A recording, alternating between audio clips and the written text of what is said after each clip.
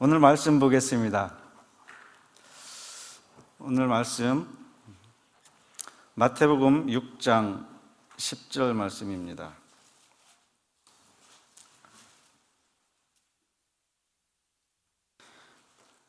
주님 가르치신 기도죠. 그 중에 뜻이부터 10절 중에 뜻이 하늘에서 이루어진 것 같이 땅에서도 이루어지이다. 같이 한 목소리로 합독합니다. 시작. 뜻이 하늘에서 이루어진 것 같이 땅에서도 이루어지이다. 다시 한번 시작. 뜻이 하늘에서 이루어진 것 같이 땅에서도 이루어지이다. 아멘. 아멘. 제가 이 말씀을 잘 몰랐어요.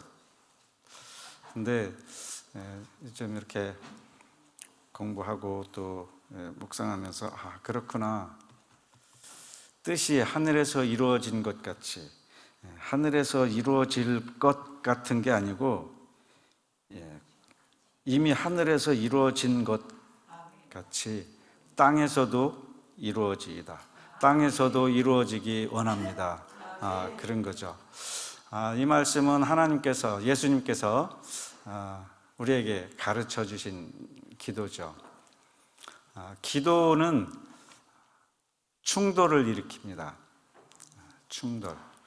다니엘서 한번 찾아볼까요? 다니엘서 10장 12절로 13절 말씀 한번 찾아서 합독하도록 하겠습니다. 다니엘서 10장 12절 13절 시작. 그가 내게 이르되 다니엘아 두려워하지 말라. 네가 깨달으려 하여 네 하나님 앞에 스스로 겸비하게 하기로 결심하던 첫날부터 내 말이 응답받았으므로 내가 네 말로 말미암아 왔느니라. 그런데 바사 왕국의 군주가 21일 동안 나를 막았으므로 내가 거기 바사 왕국의 왕들과 함께 머물러 있더니 가장 높은 군주 중 하나인 미가엘이 와서 나를 도와주므로. 아멘. 기도는 충돌을 일으킨다 이렇게 했는데, 여기 다니엘 10장 12절 보니까 다니엘이 이제 하나님께 기도를 하는 거죠. 이제 깨달아 알고 그것을 가지고 하나님 앞에 스스로 겸비하게 하기로 결심하던 첫날부터 네 말이 응답받았으므로. 기도 겸비함으로 하나님께 기도했을 때 바로 응답했다는 거예요. 그런데 현실은 그렇지 않았죠. 21일 동안 응답을 못 받았어요, 다니엘은. 근데 하나님은 응답해 주셨다고. 그 말씀이거든요. 그래서 지금 많은 교회들이, 만 몇천 교회들이 오늘까지 이제 내일 마지막인데 다니엘 기도회가 지금 20일간 하는데, 아마 이 말씀에 근거해서 21일간 함께 기도하고 부르짖는 줄 믿습니다. 다니엘이 스스로 겸비하여 하나님의 말씀을 깨닫고 그 말씀대로 이제 기도를 했을 때에 하나님께서는 바로 응답해 주셨는데, 다니엘에게, 우리에게는 실제로는 아직 오지 않은 거예요. 왜 그런가 하면 13절에 그런데 바사 왕국의 군주가 21일 동안 나를 막았으므로. 이것은 이제 바사, 페르시아 왕국의 다스리던 그 왕이 아니라, 고레스나 그 왕이 아니고 그 지역을, 바사 왕국을 다스리던 이를테면 수호신인 거죠. 공중권세 잡은 자. 여기서 우리가 예전부터 원장님을 통해서든지 많은 사람들을 통해서 우리 각자에게 수호천사들이 1명, 2명, 4명, 10명 그 급에 따라서 많이 있기도 하고 적게 있기도 하고, 또 강한 천사가 있기도 하고 그렇지 못한 좀 약한 천사가 있다고 그런 이야기를 많이 듣죠. 그것이 개인에게도 그렇게 있고, 또 그 지역을 다스리는 공중권세, 또 나라를 다스리는 급이 있잖아요. 급이. 그 급이라는 것은 결국 이제 전체 공중 권세 잡은 자 루시퍼, 마귀가 이제 있고 그 밑에 이렇게 있는데, 그 중에 한 군주, 여기서는 이제 바사 왕국을 지배하던 그 군주가 다니엘의 기도가 응답받지 못하도록 막았었다는 거죠. 그랬을 때 이제 미가엘이 와서 나를 도와줌으로 이제 실제로 다니엘에게까지 응답을 받은 거죠. 그러니까 기도를 하면 바로바로 응답받기도 하지만 나에게는 더디 올 수도 있다는 것을 우리는 알게 됩니다. 그러면서 기도를 할 때에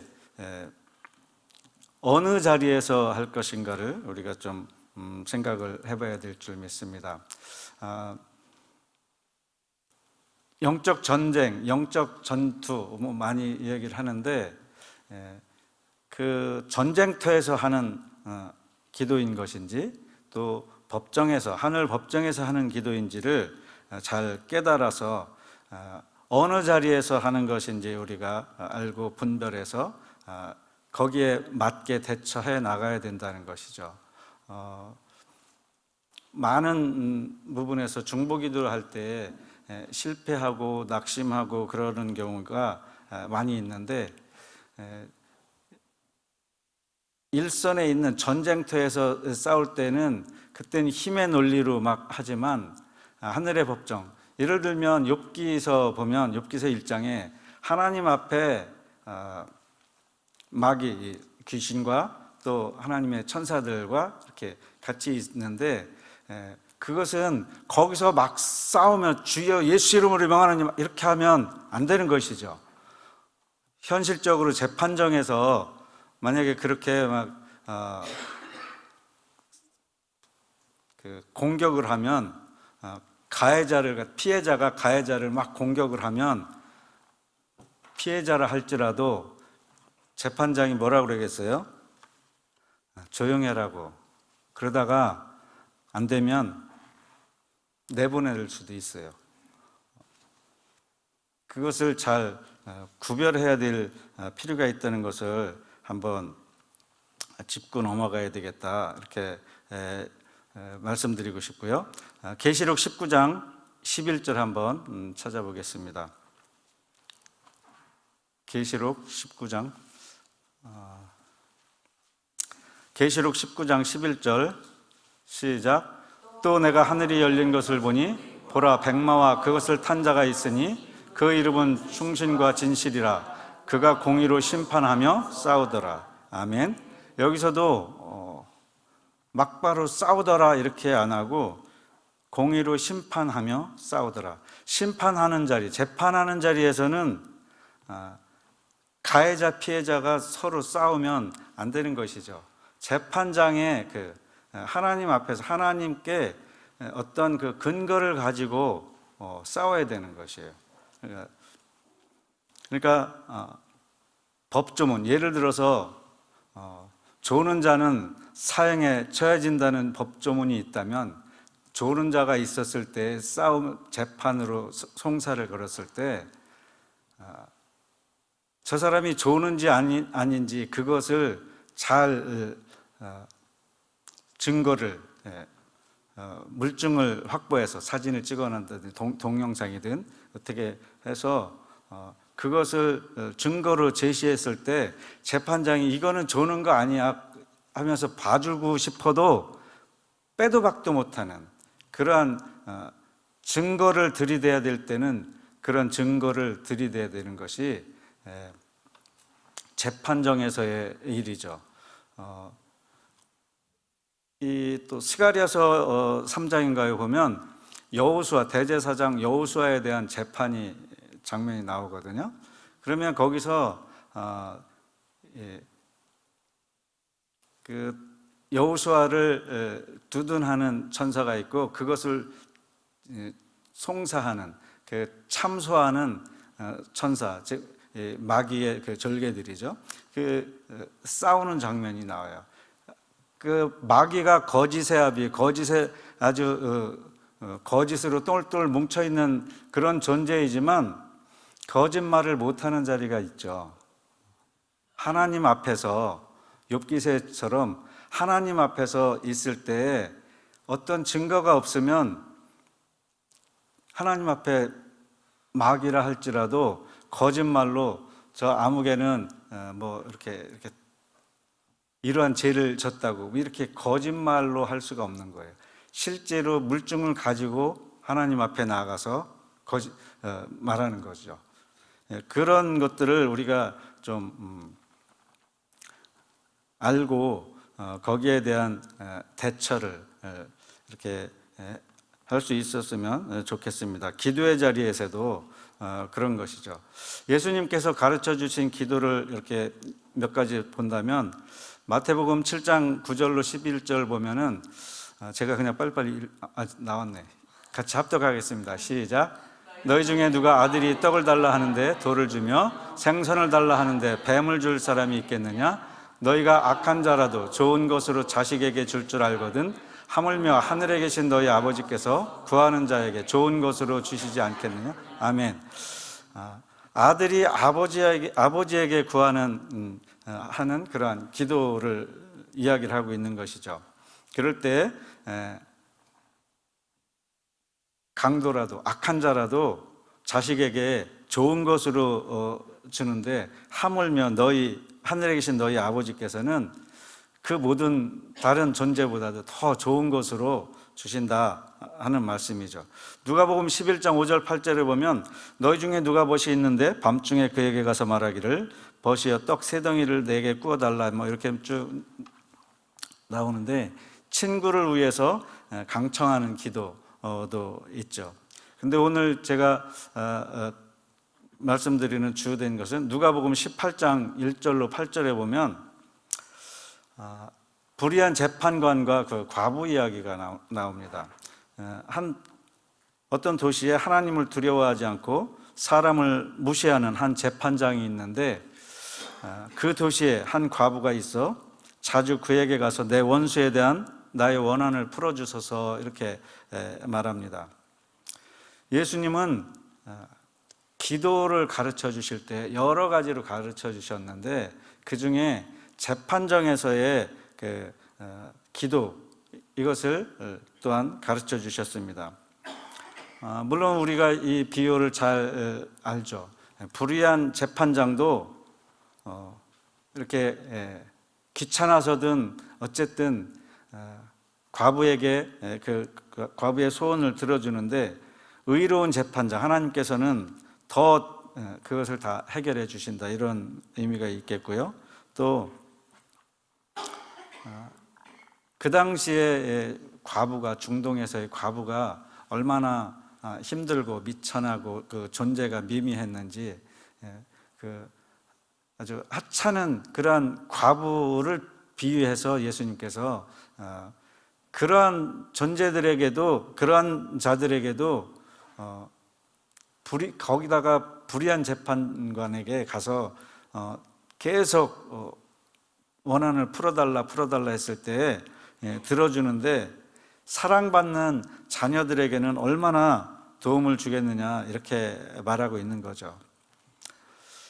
우리가 기도할 때 하늘의 법적인 그 시스템, 법정으로 들어가서 기도하는 것들을 생각해 봐야 하겠습니다.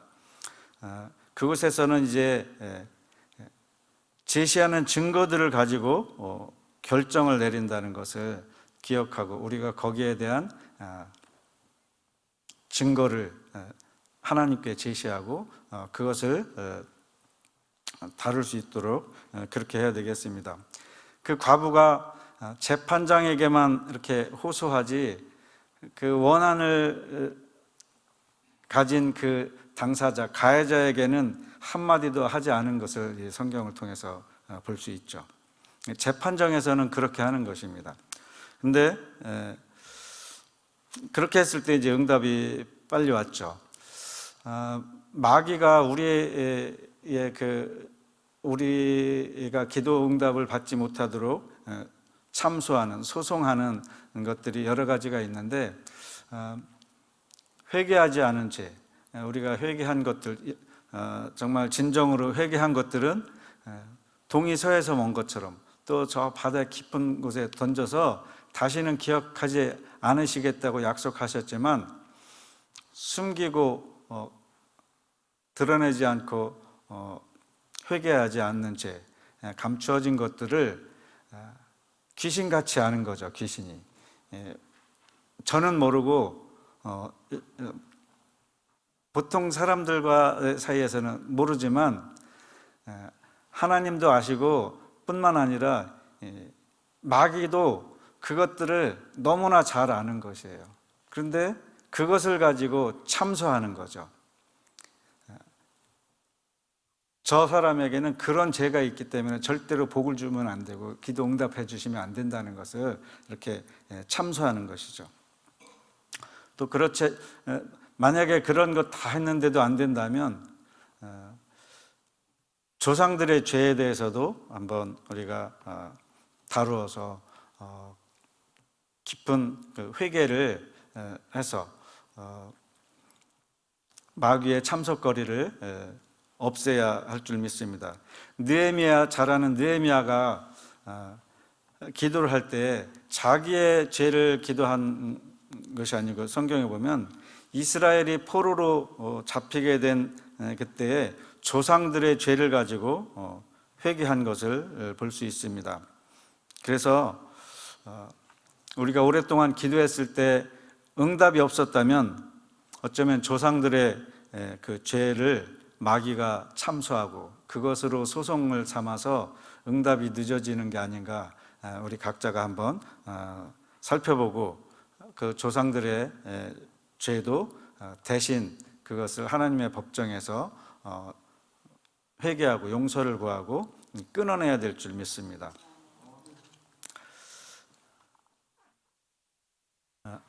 다니엘서 7장 9절 10절 한번 찾아보겠습니다. 다니엘 7장 9절로 10절 같이 합독합니다. 시작. 내가 보니 왕자가 놓이고 옛적부터 항상 계신 이가 좌정하셨는데 그의 옷은 희기가 눈 같고 그의 머리털은 깨끗한 양의 털 같고 그의 보좌는 불꽃이요 그의 바퀴는 타오르는 불이며 10절 불이 강처럼 흘러 그의 앞에서 나오며 그 앞에 모셔 선 자는 만만이며 심판을 베푸는데 책들이 펴 놓였더라. 아멘. 심판을 베푸는데 책들이 놓여 있다는 것을 말씀하고 있습니다. 하나님의 보좌는 찬양 받으시는, 경배 받으시는 그런 자리이기도 하면서 또 재판하는 그런 심판의 자리라는 것을 우리가 잘 알죠. 그런데 그냥 하나님이 그냥 봐서 너 이쁘니까 너는 다 통과, 너는 그렇지 않으니까 지옥, 이렇게 하는 게 아니라는 거죠. 심판을 베푸는데 책들이 펴 놓였더라. 우리가 여기 오랫동안 있었던 분들은 예전에 최양자 원장님 계실 때에 많은 책들에 대해서 생명책자뿐만이 아니고 행위책 여러 가지 있었고 또 대원 중에 원장님에 대한 그 행위책 1권, 2권, 3권 쭉 여러 권 있었던 거 이야기 들으셨죠? 그것이 원장님에게만 있는 것이 아니고 저와 여러분 각자에도 책들이 있다는 거예요. 행위책이 있다는 거예요. 그 책을 가지고 심판을 한다는 것이죠. 그 모든 것의 그 기반은 예수 그리스도의 희생으로 기반을 삼는데 예수님의 보혈, 그의 피로 말미암아 펼쳐진 책이 시행되도록 그 하늘 법정이 진행된다는 것입니다. 그 하늘 법정으로 들어가는 그 특권, 그것이 바로 기도입니다. 기도로 하늘 법정에 올라가서 우리가 하나님께 기도로 그것들을 다 올려드릴 수 있는 거죠. 오늘 아까 읽었던 마태복음 6장 10절의 말씀, 뜻이 하늘에서 이루어진 것 같이 이미 하늘에서 이루어진 것 같이 땅에서도 이루어지기를 원한다는 그러한 말씀으로 땅에서도 이루어지이다, 땅에서도 이루어지기를 원합니다, 이렇게 기도를 하는 것이죠. 승리는 전쟁터에서만 생각해서가 아니고 법정에서 먼저 승리해야지 되는 것입니다. 그래야 그 다음에 마귀를 꽁꽁 묶고 예수 보혈의 능력으로 물리칠 수 있는 것이지, 그 법정에서 나는 나의 죄나 조상들의 죄로 인해서 아무리 해도 이길 수 없는 그러한 법정에서 계속 마귀를 대적해서 싸우기만 하면 안 된다는 것을 말씀을 통해서 이야기하고 있는 것입니다. 책들이 펴 놓였더라, 두루마리 책이죠. 이렇게 하늘의 법정에서는 질서 있게 책들이 많이 있습니다. 하나님의 뜻이 이 땅에 이루어지도록 하기 위해서 그 책이 펴 있는데, 하늘의 법정의 목적은 책들 안에 있는 그 내용들, 그것들이 실제가 되도록 그렇게 합리적인 권리를 부여해 주는 것입니다. 그런데 이루어지지 못하는 것은 마귀가 자꾸 가로막고 있는 것이죠. 그 마귀가 합법적으로 우리에게 들어올 때도 합법적인 그 루트, 합법적으로 들어온다고 그러죠. 거짓을 한다든지 비판, 판단, 정죄를 한다든지, 우리가 어떤 죄악을 지었을 때 그 죄를 통해서든지 마귀들이 합법적으로 들어온다는 것을 우리는 여러 번 듣고 있죠. 마찬가지로 그런 합법적인 걸림돌로 우리를 방해하는 것입니다. 요한복음 1장 14절에 보면 말씀이 육신이 되어 우리 가운데 거하시매 우리가 그의 영광을 보니 아버지의 독생자의 영광이요 은혜와 진리가 충만하더라. 말씀이 육신이 되어 이 땅에 오셨다고 말씀하시는데, 히브리서 10장 5절로 7절에 보면 또 이렇게 말씀하고 있어요. 히브리서 10장 5절로 7절 말씀 같이 한번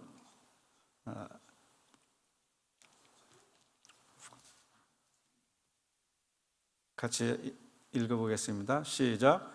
그러므로 주께서 세상에 임하실 때 이르시되 하나님이 제사와 예물을 원하지 아니하시고 오직 나를 위하여 한 몸을 예비하셨도다. 번제와 속죄는 기뻐하지 아니하시나니. 7절. 이에 내가 말하기를 하나님이여 보시옵소서, 두루마리 책에 나를 가리켜 기록된 것 같이 하나님의 뜻을 행하러 왔나이다 하셨나이다. 아멘. 예수님의 부르심, 예수님이 이 땅에 오신 목적이 하늘에 쓰여진 것들을 이 땅에 육신이 되어 오셔서 이루기 위해서 이 땅에 오셨다고 말씀하고 있습니다. 십자가상에서 마지막 예수님이 말씀하신 게 뭐라고 그랬죠? 다 이루었다. 오케이. 맞습니다. 마지막에 예수님께서 십자가에서 다 이루었다 말씀하시고 돌아가셨죠. 무엇을 다 이뤘나요? 아버지의 뜻을 알고 예수님에 대한 이 땅에서의 하실 그 계획들이 이미 책에, 여기 제 이야기가 아니고 히브리서 10장에 보니까 하나님이여 보시옵소서, 두루마리 책에 나를 가리켜 기록된 것과 같이 하나님의 뜻을 행하러 왔나이다. 예수님께서 것은 하나님의 뜻을 행하러 온 것이지 그냥 어떻게 태어나서 그냥 이렇게 저렇게 산 것이 아니라 계획하에 다 말하고 행동하는 것. 요한복음에 보면 그렇죠. 나는 아무 말도 하지 않고 아버지께서 내 입에 넣어주신 것만 말한다, 이런 말씀 있죠. 그런 그 계획이 이미 다 있다는 거예요. 예수님을 향한 뜻이 하늘에 기록된 것처럼 그렇다면 최양재 원장님께만 그런 게 있는 것이 아니고 우리에게도, 저와 여러분 각자에게도 그 하나님의 뜻, 그 뜻이 있는데, 그렇기 때문에 주기도문의 뜻이 하늘에서 이루어진 것 같이 땅에서도 이루어지다는, 다른 사람, 예수님만 가르쳐서 한 게 아니고 예수님이 우리에게 가르쳐 주신 거잖아요. 저와 여러분, 그 뜻을 우리가 발견하고 그것대로 살아가야 한다는 것을 말씀하고 있습니다. 우리가 이 세상에 살면서 하늘에 기록된 대로 땅에서 해야 되는 것입니다. 심판을 받을 때에 무엇을 가지고 심판하는가? 아까도 이야기했지만 잘생기고 못생기고 많이 가지고 적게 가졌고, 그런 것으로가 아니고 하늘에 기록된 책들의 그 내용대로 잘 살았는지 못 살았는지, 그것을 가지고 심판한다는 거예요. 그러니까 나를 향한 계획, 그러니까 하나님의 저와 여러분을 향한 오리지널 디자인이 다 있다는 거예요. 그 디자인을 잘 발견하고 깨닫고 그것을 애써 지켜나가는 것, 그것이 가장 중요한 것인 것을 우리가 알아야 되겠습니다. 디모데전서 1장 18절 한번 찾아볼까요? 디모데전서 1장 18절 시작. 아들 디모데야, 내가 네게 이 교훈으로서 명하노니 전에 너를 지도한 예언을 따라 그것으로 선한 싸움을 싸우며. 아멘.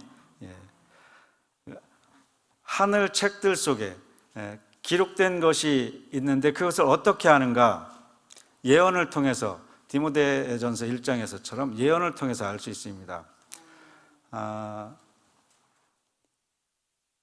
근데 저는 예언을 할 줄 몰라요. 또 여러분 중에서도 잘 모르고 예언을 또 안 받아본 사람도 있어요. 그러면 나는 그럼 어떻게 살아? 근데 예전에 여기 원장님, 최양재 원장님 계실 때 원장님은 늘 이렇게 꿈을 꾸는지 주무시는지 모르지만 눈 감고 있으면 하늘나라에서 하나님 앞에서 있다가 또 내려오셔서 말씀할 때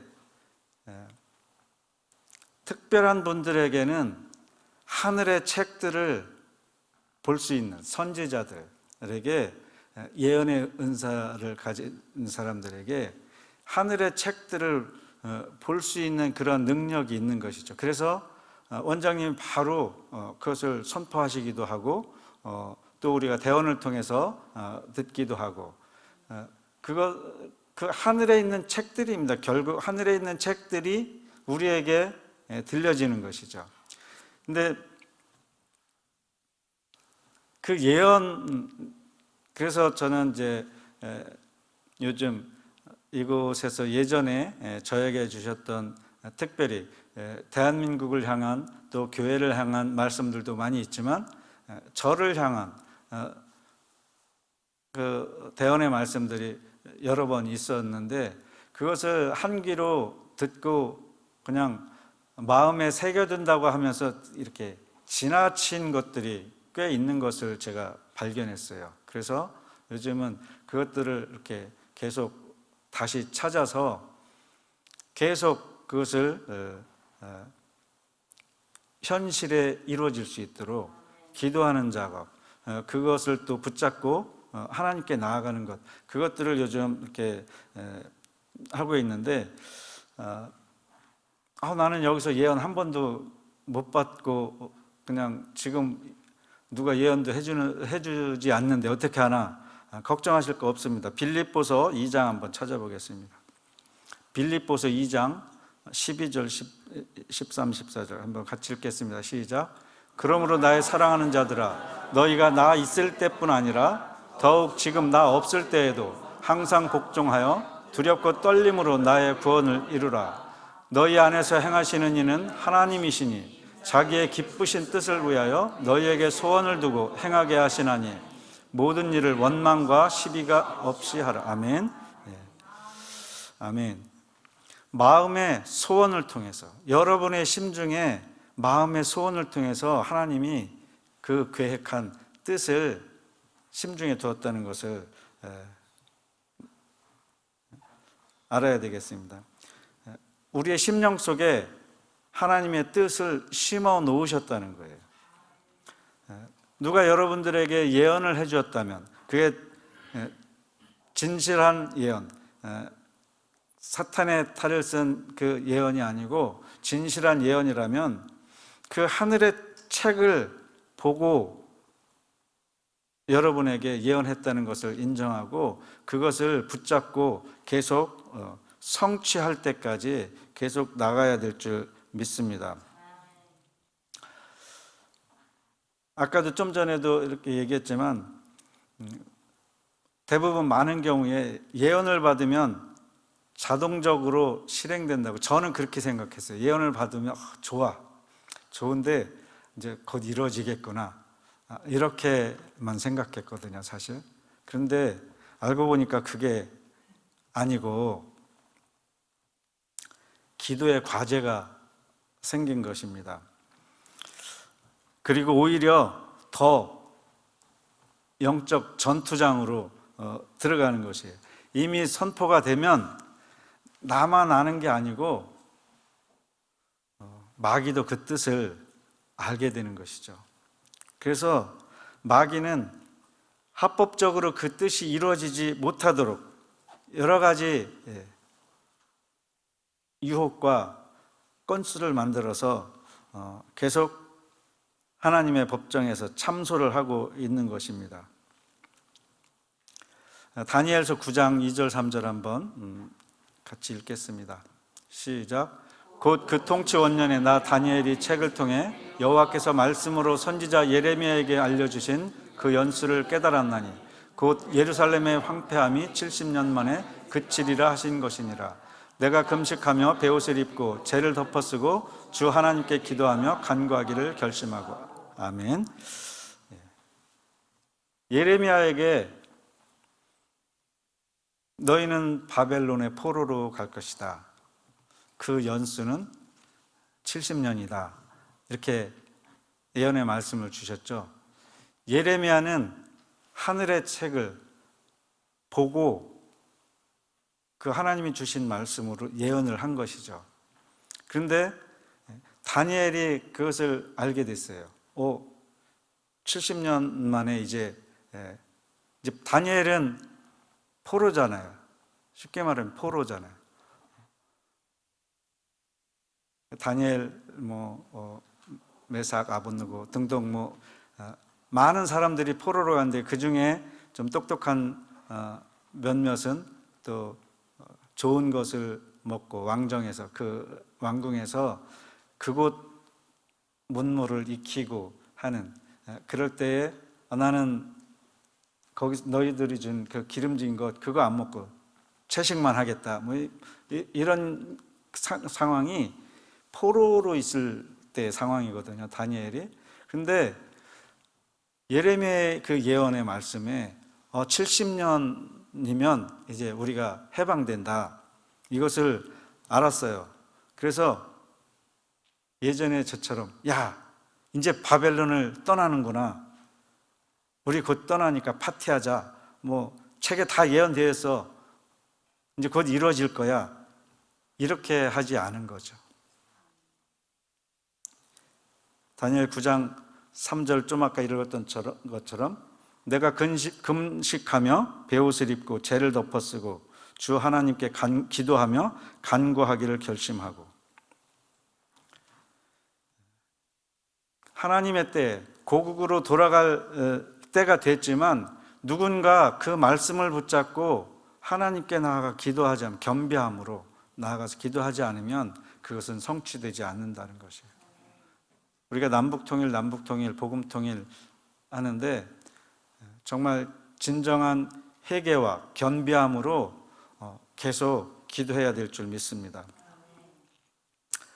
다니엘은 그 예언을 가지고 누군가는 실행하고 나아가야 이루어진다는 것을 알았던 것이죠.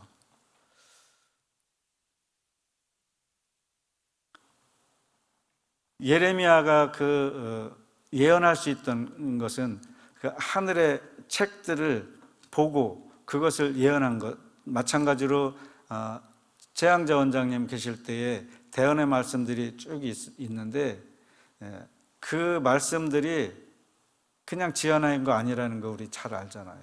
성경 말씀에도 있듯이 하나님의 그 보좌 앞에 있는 그 수많은 책들을 원장님은 그것을 보시고 대언자를 통해서 그 입술을 통해서 선포케 하는 거죠. 그러니까 그랬을 때 그것을 한 귀로 듣고 흘려버리면 그냥 지나가는 동화책, 그냥 책 이야기로 끝나는 것이죠. 그러나 그것을 붙들고 계속 겸비함으로 하나님께 나아갈 때에 그것이 나에게 성취되고 성자산 성속교회에 성취되고 또 대한민국에 성취되고 열방을 향한 그 뜻이 성취되는 것입니다.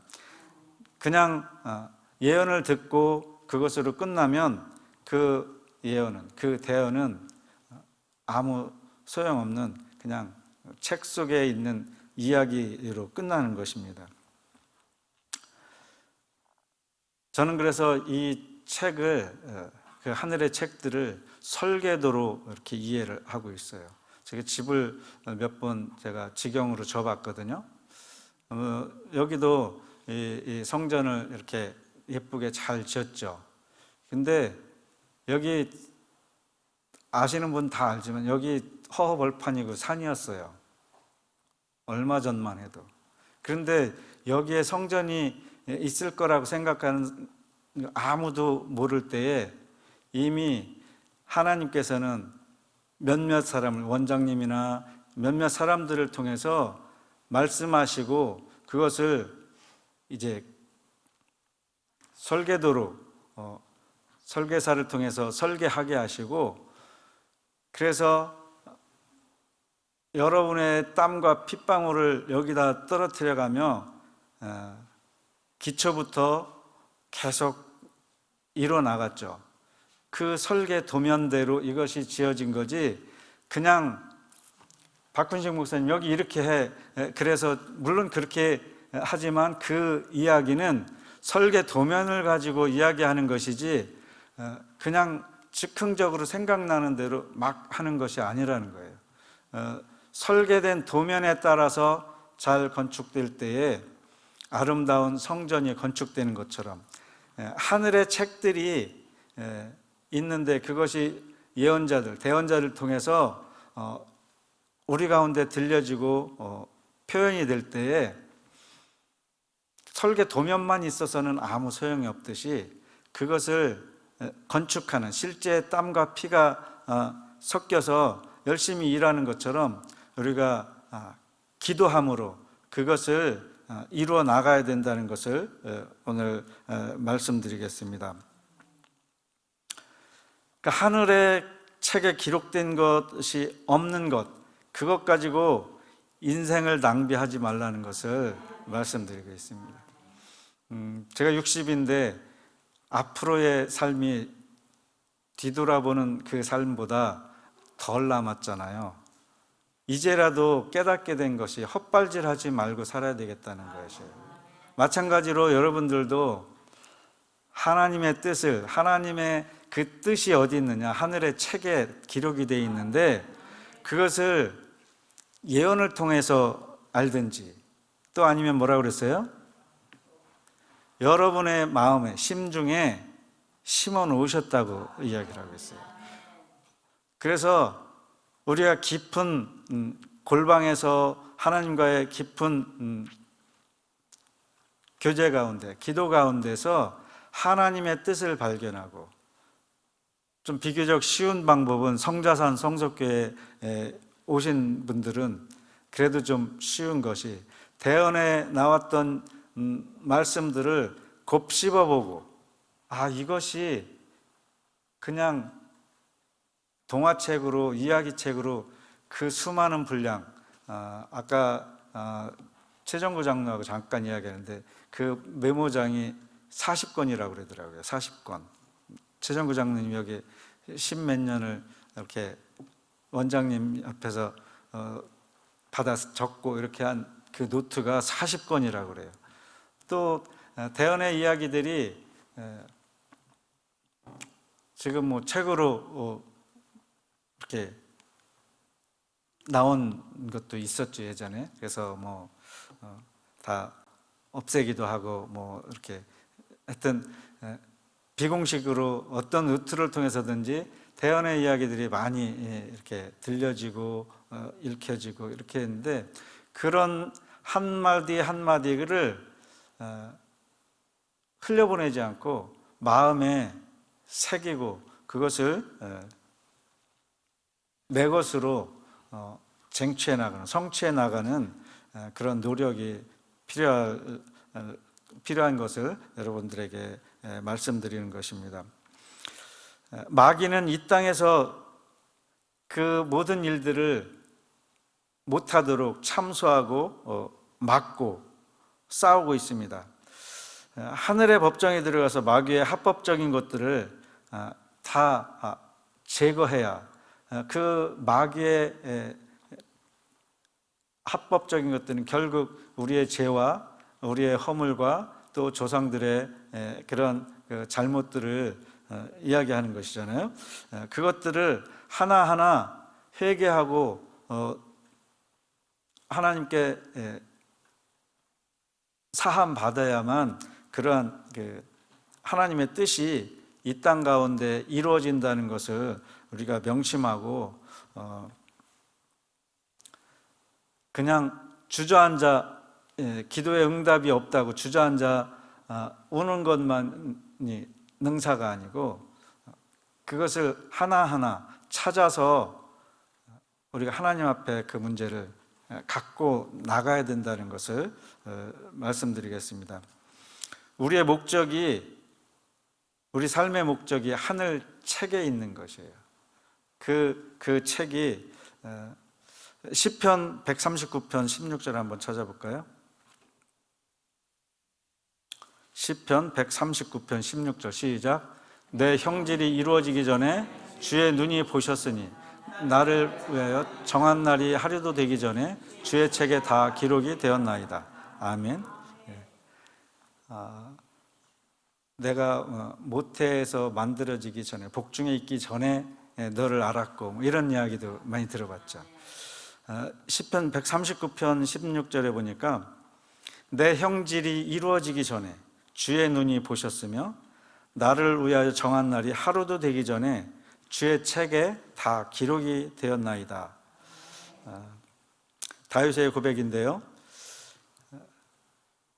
나를 향한 하나님의 목적이 책에 다 이렇게 기록되어 있는데 태어나기도 전에 이미 기록되었다는 것이죠. 그래서 아주 먼 옛날 찬양을 하려고 했었던 것이, 아주 먼 옛날 하늘에서는 당신을 향한 계획이 있었죠. 우리가 노래는, 찬양은 참 부르는데 생각하지 않고 그냥 입술로 부르고 끝나는 거. 태초에 아주 먼 옛날에 여러분 각자, 나 한 사람 한 사람의 계획이 다 있다는 것을 내가 이렇게 구구절절 지금 40여 분 동안 이야기하지 않아도 여러분 각자의 입술로, 군대에서는 이거 엄청 부른다네. 누가 아까 그랬나? 군대에서 많이 부른대요. 그렇게 많이 부르는데 그 의미를 별로 생각하지 않고 그냥 축복하는 거지. 사랑해요, 축복해요 뭐 하면서 사랑해요 뭐 하고 하는데, 그 진정한 의미, 그 깊은 속은 우리 각자의 그 계획이 이미 태초에 다 있다는 것을 깨달아야 되겠습니다. 그래서 그렇다면 내가 스스로 삶을 지어내면서 사는 것이 아니라 창세전부터 나를 향한 그 하나님의 말씀을 이 땅 가운데서 실행해 나가는 것, 그것이 뜻이 하늘에서 이루어진 것 같이 땅에서도 이루어지는 것입니다.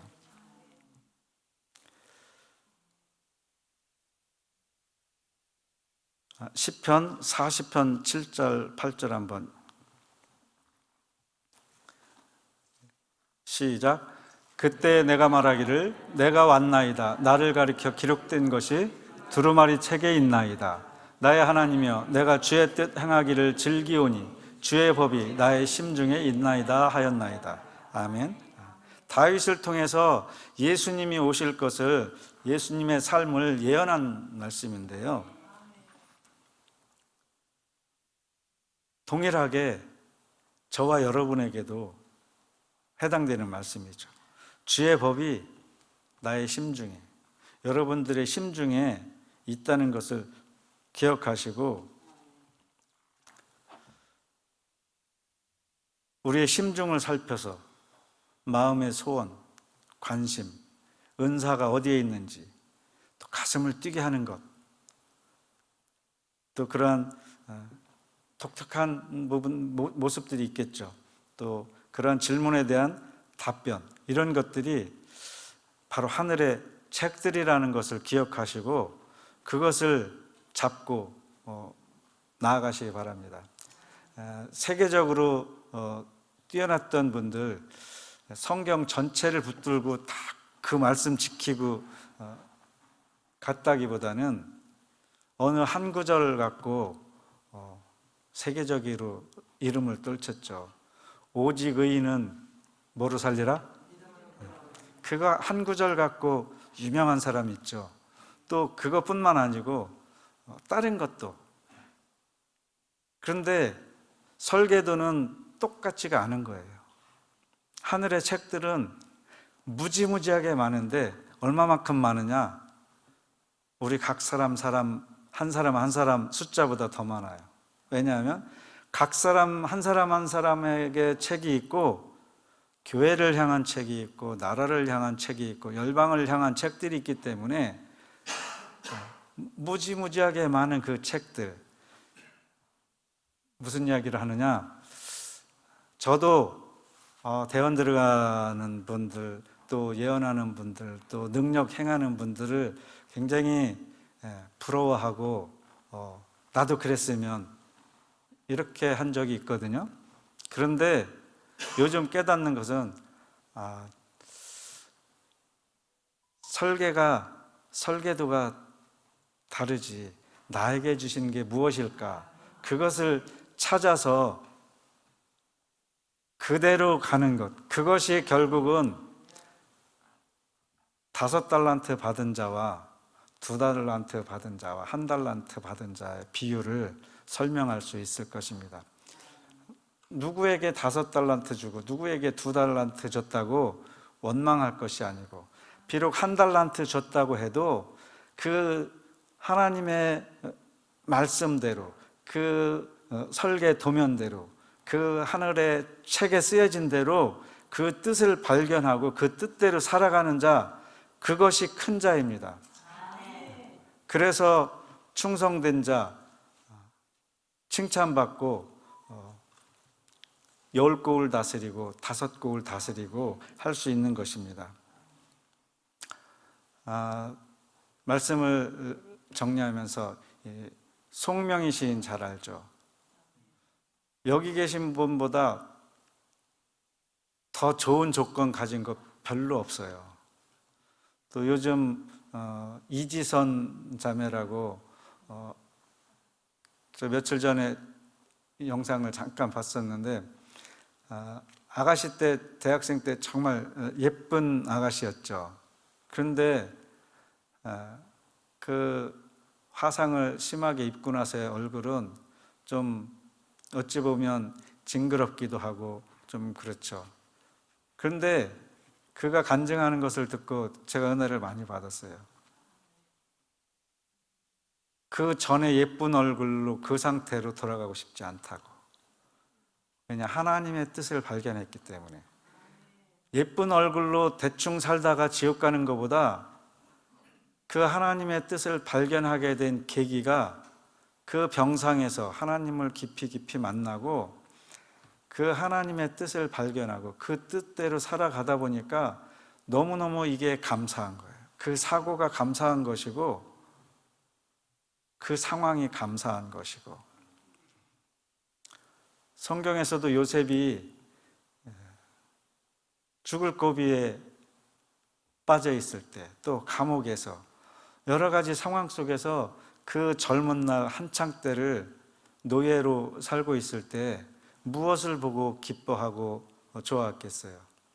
그 상황을 보지 않고 하나님을 바라고 하나님께 매달려 있었기 때문에 어떠한 상황과 어떠한 건강과 어떠한 질병과 그 모든 것들을 뛰어넘어서 하나님과 교제함으로 말미암아 하나님이 나에게 주신 그 뜻이 여기까지다 하면 여기서 목숨도 하나님께 드릴 수 있는 그러한 자세로 살아간다면 그것보다 더 감사한 일이 없겠죠.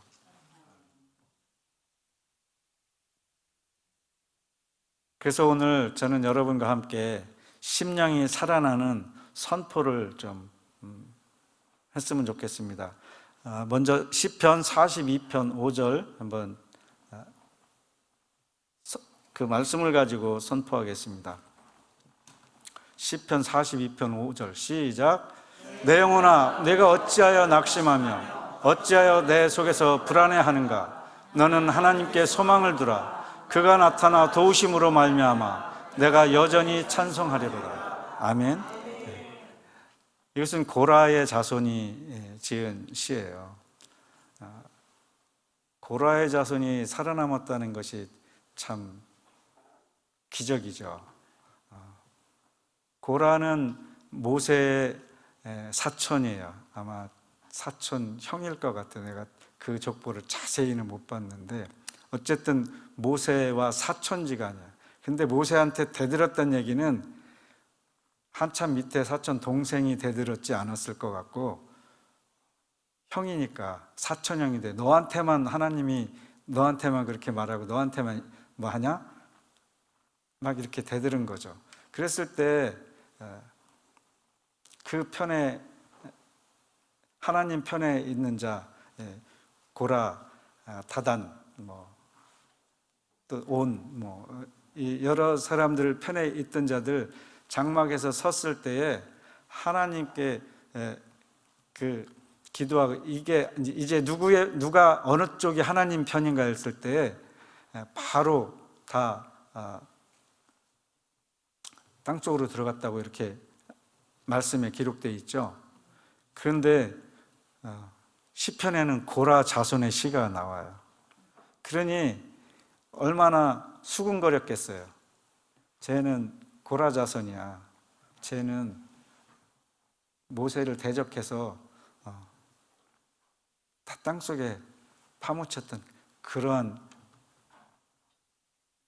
가문의 자식이야. 손가락질했겠죠. 이 전에 말씀도 지금 읽었던 바로 전에도 저 안에 하나님이 없다. 네가 무슨 하나님이 있어. 이렇게 비난할 때 그것을 가지고 하나님께 나아가서 기도하는 거죠. 그러면서 오늘 지금 선포하며 우리가 했던 42편 5절 말씀 11절로 한번 같이 42장 시편 42편 11절 말씀에도 동일하게 있는데 그 말씀을 가지고 또 한번 선포하겠습니다. 시작. 내 영혼아 네가 어찌하여 낙심하며 어찌하여 내 속에 불안해하는가. 너는 하나님께 소망을 두라. 나는 그가 나타나 도우심으로 말미암아 내 하나님을 여전히 찬송하리로다. 아멘. 따라하겠습니다. 내 심령은 살아날지어다. 내 마음은 살아날지어다. 큰 꿈을 가질지어다. 주 안에서 심중이 살아날지어다. 아멘. 실망과 좌절은 깨어지고 주님께서 말씀하셨기 때문에 우리가 실망하고 좌절하면 거기에 헤매어 있으면 안 되겠습니다. 잠시 그렇다 할지라도 일어나 걸어가는 저와 여러분 되시길 주님의 이름으로 축복합니다. 나를 향한, 여러분을 향한 그 하나님의 뜻, 하나님의 우리에게 향하신 오리지널 디자인이라고 할 수 있는 것, 그 설계도가 어떤 것인지 그 뜻을 잘 찾아서 그 뜻이 하늘에서 이루어진 것 같이 땅에서도 이루어지기를 주님의 이름으로 축복합니다. 기도하겠습니다.